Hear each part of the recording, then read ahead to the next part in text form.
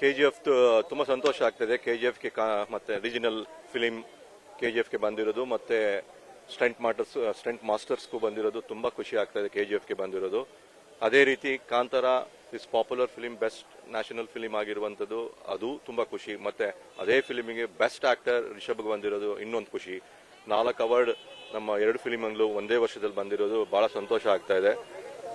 Entire effort KGF team ಮತ್ತು ಕಾಂತಾರ ಟೀಮಿಂದ ಎಲ್ಲ ಟೀಮ್ಗೂ ಇಲ್ಲಿಂದನೇ ಎಲ್ಲರಿಗೂ ಒಂದು ಸಂತೋಷನ ಹಂಚಲಿಕ್ಕೆ ಇಷ್ಟಪಡ್ತೀನಿ.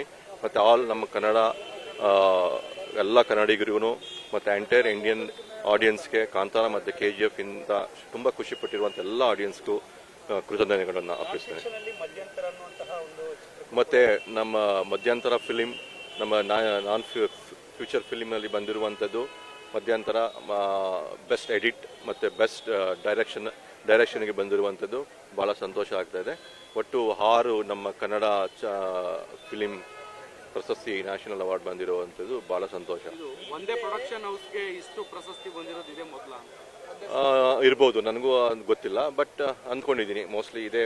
ಅದು ಒಂದೇ ವರ್ಷದಲ್ಲಿ 4 ಪ್ರಶಸ್ತಿ ಒಂದೇ ಪ್ರೊಡಕ್ಷನ್ ಹೌಸ್ಗೆ ಸಿಕ್ಕಿರೋದಂತೂ ಭಾಳ ಅದೃಷ್ಟ, ತುಂಬ ಸಂತೋಷ ಆಗ್ತಾ ಇದೆ. KGF ಇನ್ನು ಅವತ್ತೇ ಲಾಸ್ಟ್ ಟೈಮ್ ಹೇಳಿದ್ದೀನಿ, ಇನ್ನೊಂದು 4-5 ತಿಂಗಳಲ್ಲಿ ಅಪ್ಡೇಟ್ ಕೊಡ್ತೀವಿ. ಕಾಂತಾರ 2 ತುಂಬ ಚೆನ್ನಾಗಿ ಶೂಟಿಂಗ್ ಆಗ್ತಾ ಇದೆ.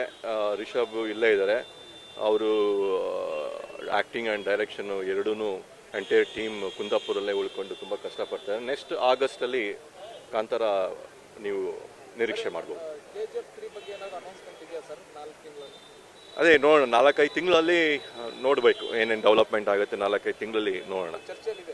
ಚರ್ಚೆಯಲ್ಲಿ 100% ಮಾಡೇ ಮಾಡ್ತೀವಿ, 100% ಇದೆ. ಥ್ಯಾಂಕ್ ಯು ಎಲ್ಲರಿಗೂ ಥ್ಯಾಂಕ್ಸ್.